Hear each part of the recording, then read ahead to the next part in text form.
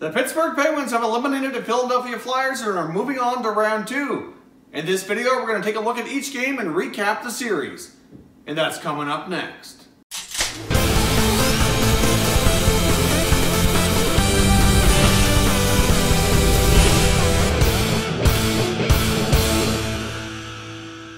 Hey everyone, and welcome back to another video here at Top Shelf Hockey. If you're new to the channel, thanks for stopping by. We review and discuss all 31 NHL teams. So if you're a huge hockey fan, consider subscribing and clicking the bell so you don't miss anything.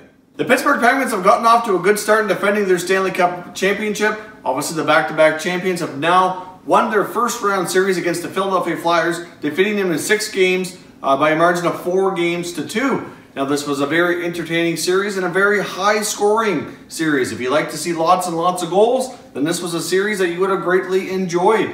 So let's take a look at each game here and break down the pros and cons to each team and how the series came to be the way it was. Obviously, things got started in Game 1 with the Penguins blowing out the Flyers with a 7-0 score. Obviously, that was not a good game for the Philadelphia Flyers at all. Obviously, at that point, their goaltending was shaky, their defense was shaky. They really did not have a good start to the series at all in that first game. The Pens were flying and fully took advantage. Obviously, in that game, though, they probably ran up the score a little bit too much because the Flyers bounced back in Game 2 with a 5-1 victory. Obviously, the Flyers came back in Game 2 and got their act together. Obviously, angry how things happened in Game 1. Now, during the first 2 games, obviously, special teams were fairly even. The Penguins were 1 for 4 in the power play in Game 1, where the Flyers were 0 for 4. In Game 2, we had an 0 for 4 Penguins, and the Flyers were 2 out of 3. So overall, pretty close as far as opportunities and power play goals. So for the most part, obviously, in Game 1, the Penguins dominated the game 5-on-5. And in Game 2, the Flyers dominated a little bit 5-on-5, but it was more so taking advantage of their opportunities in the power play that really helped set the tone for that game. They had a really good bounce-back game from Brian Elliott. Overall, things just went much, much better for the Flyers. So for the most part, they each kind of blew each other out in Games 1 and 2, and things really weren't close. Game 3 was a different story. The tides turned yet again, where the Penguins picked up another lopsided 5-1 victory. Obviously, the Penguins and Flyers seemed like to take turns blowing each other out in this series. Like I said, there's all kinds of goals. Not a lot of defense, to be honest. There was even times when Matt Murray looked a little shaky.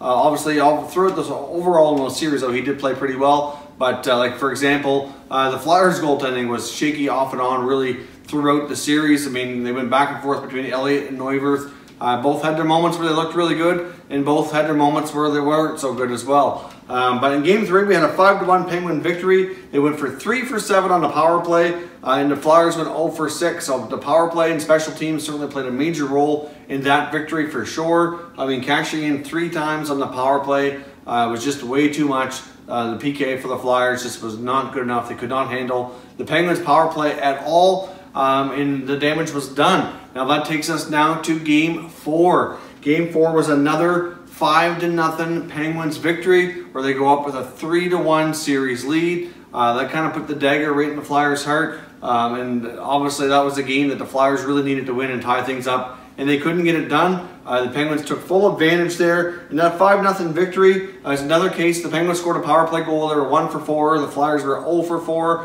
The power play, even though they did get a power play goal, obviously wasn't the main difference. The 5-on-5 play was just so much better for the Pittsburgh side that they absolutely dominated that game and took advantage and took the victory. Now the Flyers did their best to claw back after a Game 4 defeat, get them down 3-1. They bounced back strong in Game 5, and they ended up with a 4-2 Flyers victory. Now in that game, we saw another case, the Penguins going 0 for 5 on the power play, where the Flyers went 0 for 1. So no power play goals to make mention of. But the Penguins certainly had way more opportunities for sure. The Penguins also outshot the Flyers again in that game, 32-25. So the Flyers made it close. They got it to Game 6, got it back home, and things were actually looking pretty decent for the Flyers today. They had their moments in this game, in Game 6, where they were leading. At one point, they were up 4-2, but things kind of fell apart. The Penguins came storming back. Sean Couturier had an amazing game for the Flyers. Jake Guentzel had an amazing game for the Penguins. Guentzel had 4 goals.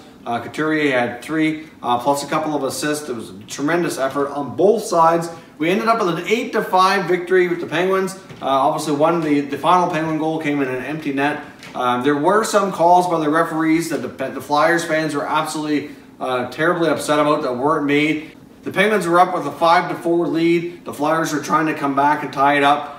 Sean Couturier get tripped up in his own end by Chris Letang. The referee was standing right there. There was no call in the play. They immediately scored right after. Flyers fans were totally upset, throwing stuff on the ice. Had all kinds of chants going out to referees. I personally don't understand why it wasn't a penalty, and that moment right there changed the rest of that game and how it went. From there on, the Flyers kind of they looked devastated after that goal. They didn't get the call. They gave up the goal, and you could just see the air coming out of them off the bench. Like the team they lost everything that they had going for them right there. At that point, it's a 1-goal game. They get that penalty call. That's a game changer, and that did not happen. I don't understand myself why it wasn't a penalty. Not to say that, you can't say with any certainty that it would have changed the outcome here, because they did end up winning by 3 goals, but it certainly changed the momentum. And as we know, Big Mo can play a big factor here in how the end of the game goes. So I know, and after that, there was another scenario with another non-call against the Penguins. The Flyers fans were absolutely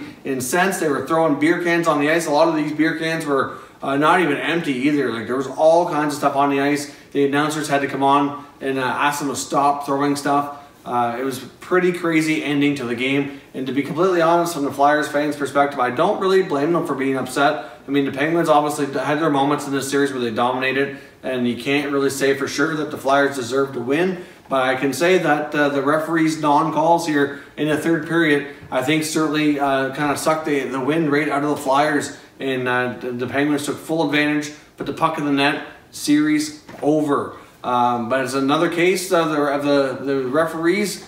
I'm not sure what the explanation would be for the non-call. But like I said, it certainly changed the momentum for sure. They immediately scored right after. I mean, if there had been a penalty, that goal wouldn't have been scored, because as soon as the Penguins touched the puck, it would have been blown dead. But that did not happen. So I'm sure Flyers fans are very upset about that. I don't blame them. I seen the play. I was very surprised it wasn't called. Now, instead of getting a penalty call, you're down 2 goals. Flyers had a really good season. The one thing with the Flyers, though, that they need to work on going forward is they've had their moments this year where they've been terribly inconsistent. I mean, they had a long stretch of a major losing streak earlier in the season. They had times where they kind of had a playoff spot, looked to be locked down, and then end up going on another losing streak. So they obviously need to get better there. They need some more consistent goaltending. Obviously, Elliott and Neuwirth had their ups and downs throughout this series. That didn't help matters at all. Their defense, their young defenders, are still learning to play the defensive side of the game as well. But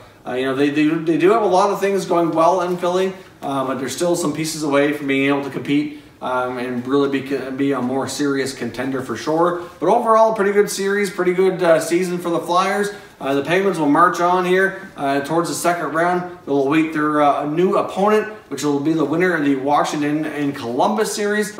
Don't forget as well, we're getting really, really close here to the 1,000 subscriber mark. We're only a few away as we record this video.